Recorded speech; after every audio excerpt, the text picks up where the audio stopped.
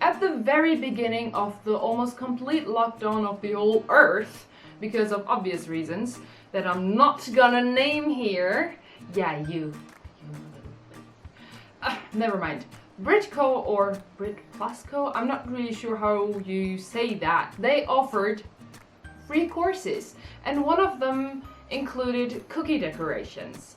Mind you, I love making cookies, but I have one mortal enemy of mine. Royal icing. So, that's what I'm tackling in Recipe Tester episode 8. Here we go!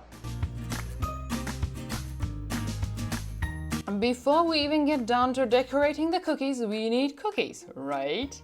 So that's what I tackled. As I was planning to make these for friends, you know, to pressure myself to make a decent job of this, I tripled the amounts. And that's the reason why my machine couldn't handle the dough anymore, and I just switched to good old kneading with my hands. If you know my videos, you'll have noticed that I'm not telling you what goes into all this right now, as this is a service that has a value of $29 at the time I'm recording this. I do not want to get any legal trouble, so yeah, sorry for that. Anyways, then comes the part I used to dread a lot, and that is rolling the dough out. I learned this trick before the course, but it is good to see here, which is basically rolling the dough between sheets of baking paper. It seems like a hassle, and you definitely don't need to have as much dough as I have here, but it is great to get some smooth dough to cut out your cookies. Well, for the sake of the video, I rolled the dough out to the exact thickness they want me to do and toss it into the freezer for the suggested time.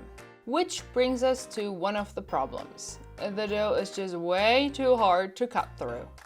I ended up using my cutting board because my hands couldn't handle it.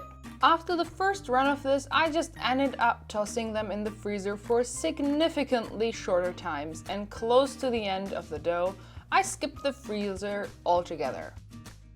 As for the resulting cookies, they kept the shape perfectly. A round of applause, please.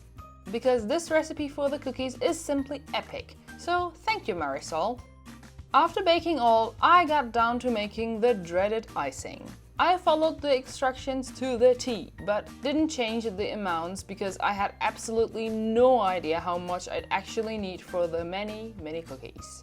I really liked how she explained all the intricacies of handling this, and I must say, especially with the black one, which was my biggest hurdle, I was glad she said I should wait so that the color gets more time to darken. But yeah, my food coloring is utter garbage. So I just mixed all the colors that I would need for my little adventure. Well, here comes the tricky part. She did explain how the consistency should be and shows them as well, but I just couldn't get it quite right in the beginning. I'm not to blame Marisol here at all. It is just a thing you should feel while preparing these for the first time. For my little masked smiley, I struggled, but they turned out okay considering that it was the first time I ever handled icing. The more I made, the more I understood what our dear instructor meant, and it was fun making all these bases for the cookies ready to be decorated. I didn't mention this, but before going into the decorating part, she showed techniques as how to handle this together with a worksheet, but I skipped that. Bringing me to a point of this test that I need to stress. After the course, you can download the PDF course book, which is great. Of course, it doesn't have all the details, but it is enough to remind you of the course you have watched. With Pinterest as my inspiration, I tried quite a few things and I still struggled with the consistency here and there. Practice makes this perfect, I suppose. And oh boy, I'm cringing at my lettering. All in all, I can say that the resulting cookies look better than I have expected them to be. It is aimed at a beginner level, and I must say it handled that amazingly. So I can only say it is definitely worth your cash. The link to the course is in the description below for those who might be interested. I've mentioned minor drawbacks, but the main thing that bothers me is that the icing ended up just way, and I mean way too much. I've made many cookies and even made some handmade sprinkles for future projects, but there was just so much left over. I wish they would have mentioned that we should at least half the amounts of the icing for the amount of cookies we get with the recipe. As I have mentioned before, I was making these cookies for my friends, and here I'm packing up a little care package for them with some additional snacks to keep the cookies safe and lots of tissues. I was so glad that all of the boxes arrived safely at their destinations.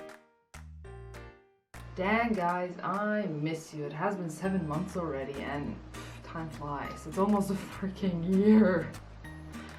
I never thought I would miss the office. I hope you've enjoyed this week's video. If that's the case, please drop a like down below and tell us what we should test next time. Thank you for watching till the end, and if you don't want to miss our weekly videos, subscribe! Have a delicious weekend and see you next Friday!